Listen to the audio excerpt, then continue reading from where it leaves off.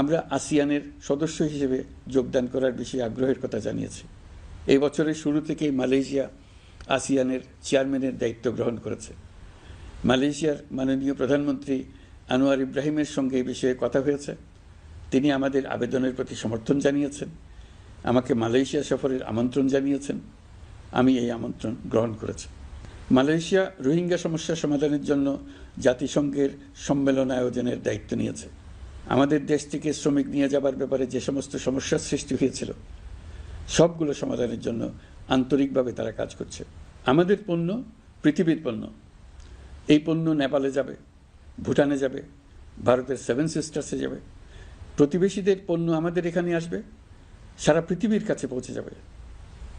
এইভাবেই এটি একটি লাভজনক অর্থনৈতিক অঞ্চল হিসেবে দাঁড়িয়ে যাবে।